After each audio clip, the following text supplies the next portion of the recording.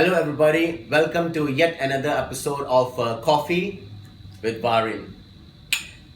As you know, my name is Varin and I'm not a genius. And today on the show, we have Adrian Chua with us. And Adrian is one of very successful entrepreneurs in Singapore. And this show is all about showing you it's not about making millions and millions and billions just to be successful in life. So we have Adrian with us. Adrian, would you like to say something? Hi everyone, I'm Adrian. Even I am not a genius. It's a privilege to be on the show today, and thanks for having me. Thank you very much for coming on the show, Right. Adrian. Okay, so can you briefly enlighten us about your journey from zero to hero? I'd love to think I'm a hero, but I'm probably a hero to my son and my daughter at the moment. From zero, I've always been many times there. So I started out as a sales agent. So we learned how to sell, how to market, how to deal with the sales process very directly. So over the last 10 over years, the business is gradually built. And now I'm a lot more comfortable to tell you that I'm an entrepreneur that looks after many different sets of businesses and people. Okay, so as you said, you started in sales, right? Yeah. Before that, what were you? Before that, as you know, every Singaporean will be in national service. I went through quite a few things. I went to a pilot course. I went to a sales engineering background that is not really sales. It's more on service, customer service and all that.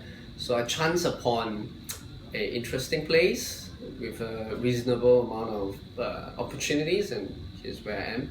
Yeah. But as you know, right, sales is considered as one of the hardest careers. And why did you choose sales?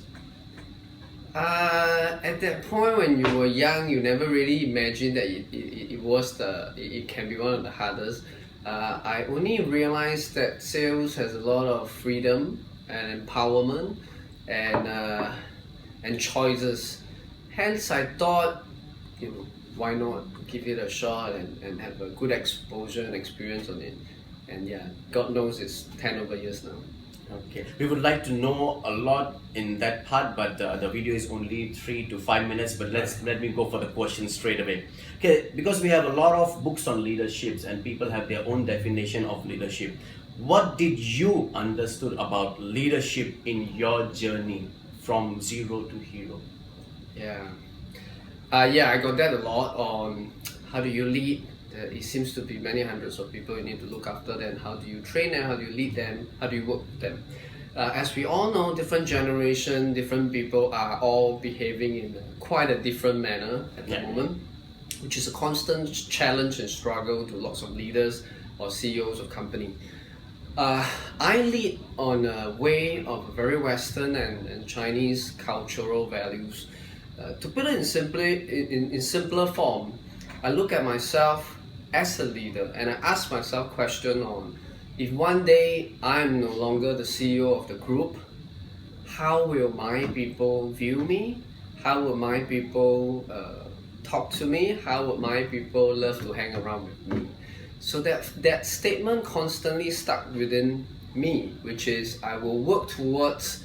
It's not the title, it's the treatment, it's the behavior, and it's the how do I look after you, how do we work together, that plays a much more important role. That is personally.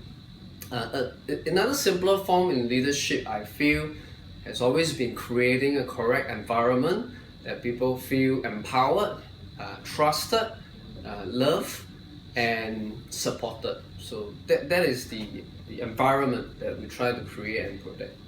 Okay, as you said, you have been in the business for last 12 years, correct? Yeah. Okay. Did your leadership style changed from the beginning till now? Has it changed? 100% change. When you were young, at mid-20s, and you were given role to lead, it's a very immature way of leadership, which is a very basic one, which is like role model leadership. I'll be the role model, you will follow me. I have cleanly not understood that everyone is different. Everyone can't function the way I function. can't think the way I think, don't have the same motivation or drive and life that we want to have. So at the initial stages was a lot of those struggles, and I learned and I appreciate to all the mentors and all the teachings that I picked up over the years. Yeah. Thank you very much. There is one more question we have, because a lot of us, we know the success is only achieved by perseverance. So what can you explain something about, like, what do you think about perseverance in your own words? This has always been a pretty tough one. It's always to tell others don't give up, but when it comes to your own shoes, it's very easy to feel like giving up. So have you ever thought of giving up? All the time. I was just sharing with some of my key personnel last week that we felt always very stuck. We felt very frustrated.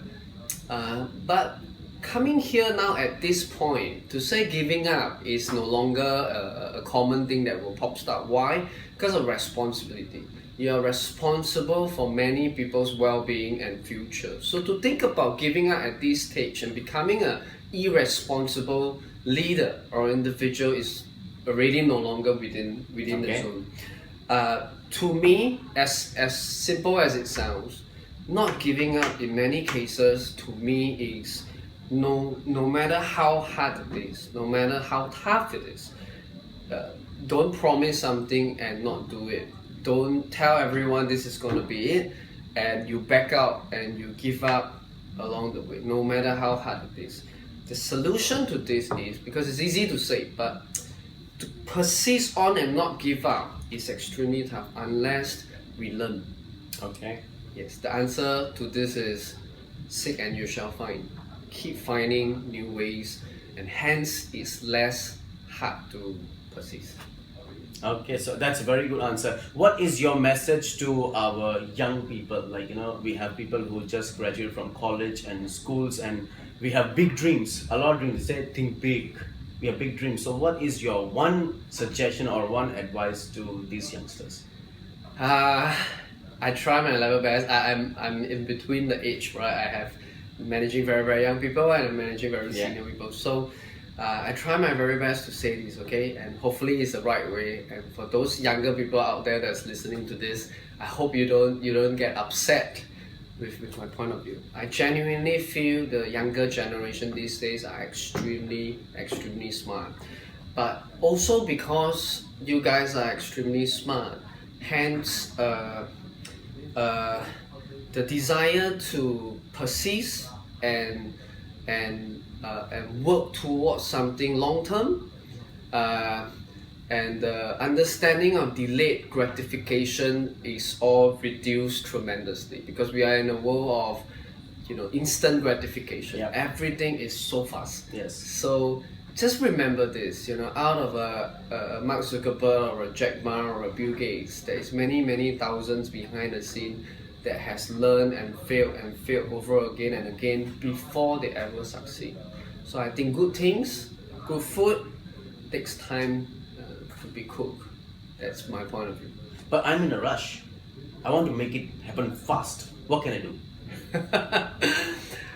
So am I. I'm in a rush too. What can one do? Find really good mentors. Don't live in a self-denial of we are already this good.